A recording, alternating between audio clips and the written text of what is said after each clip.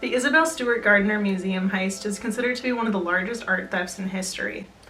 In March 1990, two men posing as police officers tricked a lone security guard into buzzing them in very, very late at night. After intimidating the lone security guard, they handcuffed him before announcing, "This is a robbery."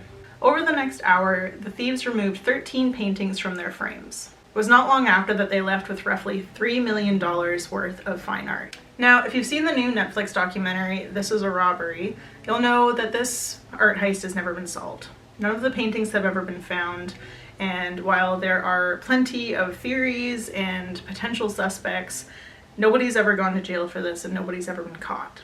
Weeks after the robbery turned into years, and as a result the museum had to move on, and so they eventually reopened, albeit with a few empty frames where paintings once hung. Now, the Isabelle Stewart Gardiner Museum received absolutely massive coverage after this robbery. There was plenty of interviews with everybody involved, there was tons of media coverage, the curator at the time was constantly giving interviews and just kind of scrambling to try and figure out exactly what happened and where these paintings went.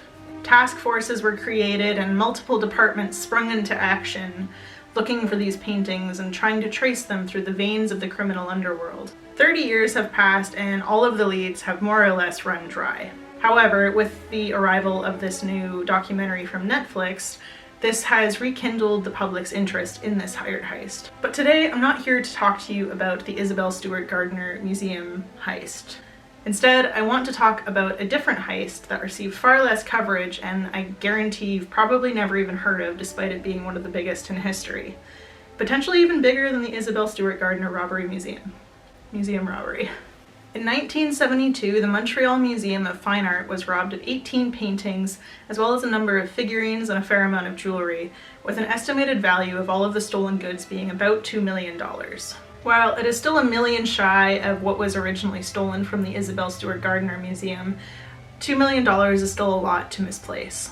Recent accounts have actually put this dollar number way higher than originally thought. While originally it was believed that only $2 million worth of paintings and jewelry and figurines were stolen, now there is some evidence that it may have been closer to $5 million, which would make it one of the largest art heists in history, even bigger than the Isabelle Stewart Gardiner Museum.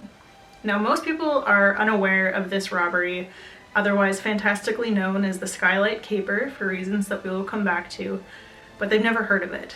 I doubt you watching this have ever heard of this fantastically named art heist. And there's a reason for this. In 1972 in September, there was a lot going on, which we will also come back to. For now though, let me tell you about how three men walked into the Montreal Museum of Fine Art and pulled off the Skylight Caper.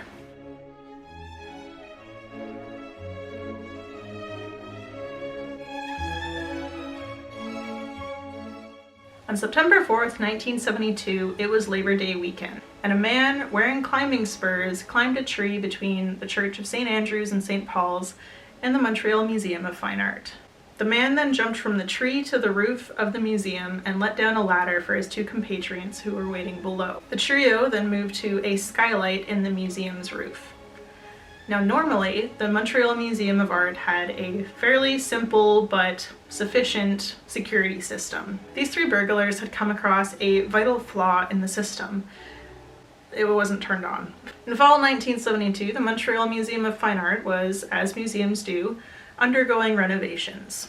As a result, the security system was not on in all parts of the building, and as a result, these three cat burglars got into the museum in the most traditional cat burglar way by sliding down a rope through a skylight. As no alarm had been triggered at this point, the three security guards who were on duty were caught very unaware. They were quickly overpowered, and with a little bit of encouragement from a shotgun being fired into the ceiling of the museum, all three were bound and gagged by the burglars. These three security guards would later describe the thieves as being male, having long hair and ski masks. They would also describe two of them speaking French and one of them speaking English. The thieves then spent half an hour taking paintings from the wall, a Delacroix, a Rubens, a Rembrandt, among others. They even went so far as to make a small pile of everything that they intended to take. So while the roof alarm was not triggered, the entrance alarm as they were loading a white van with their stolen goods was triggered, and they had to make off fairly quickly. They were essentially forced to make off with whatever they could carry, and boy howdy could they carry a lot. Among the 18 paintings that were stolen include works from Corot, Courbet, Delacroix, Bruegel the Elder, Rubens, and a Rembrandt that was then valued at $1 million. Not to mention 39 pieces of jewelry and a number of figurines. When officials and curators arrived on the scene, they found the 3 security guards bound and gagged, as well as the pile of paintings that the thieves couldn't quite make off with in time. To this day, only 2 of the paintings and a few pieces of the jewelry have been returned, and all of that was returned within a month of the initial robbery. One strange coincidence, if you wish to call it so, is that there was a very similar robbery about a week prior.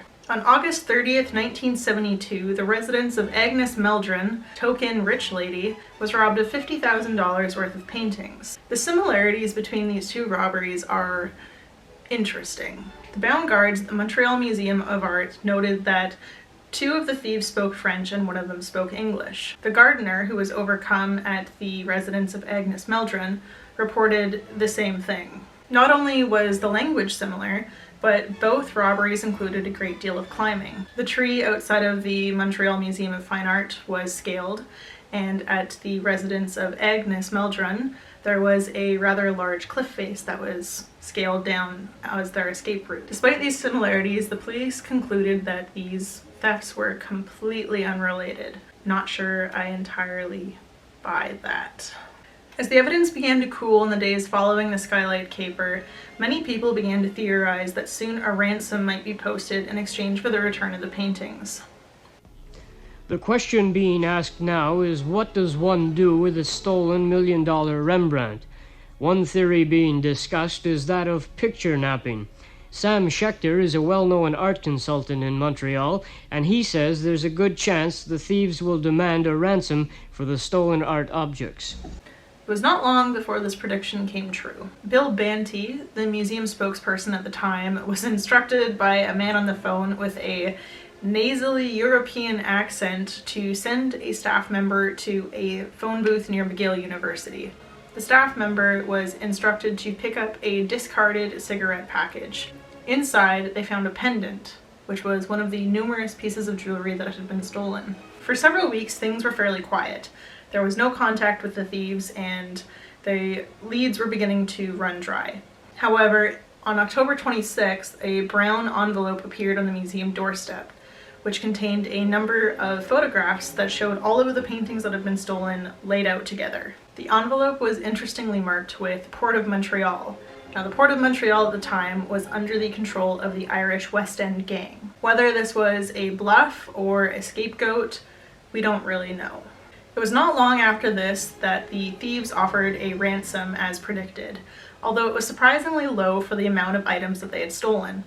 It was only for $500,000.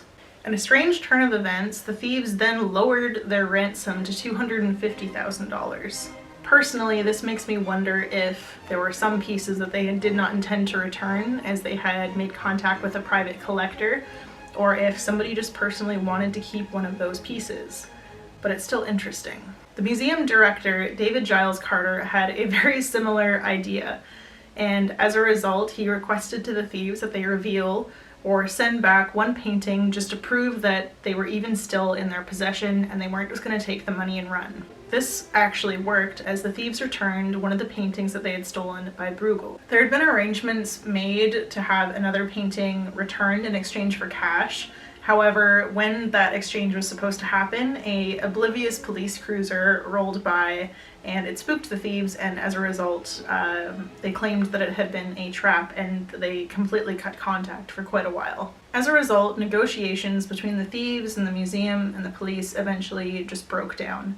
And as a result, development stopped being made on the case. A writer by the name of Chris Hampton actually requested information from the Montreal police about the Skylight Caper several years ago. He wrote an article in Canadian Art, which was massively influential in the research for this video.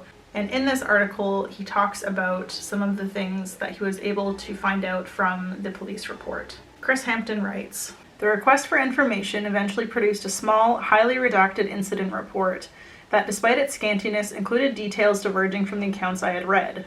The skylight rope was double the length reported in newspapers.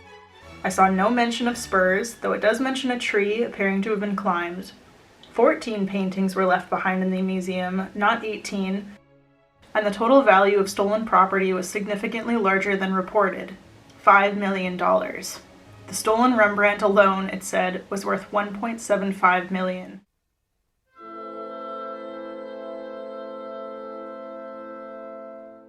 So let's come back around to the question that I asked at the beginning of this video. Why does nobody know about this massive robbery? With the release of This Is a Robbery, the Isabelle Stewart Gardiner Museum was advertised as having been the largest art heist in history. Not only does the Skylight Caper have a way cooler name, but it seems like way more was stolen. However, the day that the Isabelle Stewart Gardiner Museum was robbed, the entire site was flooded with press. In comparison, if we look to the front page of the Montreal Gazette on Tuesday, September 5th, the day after the Skylight Caper, we see headline news about the crushing defeat that the Canadians dealt to the USSR hockey team.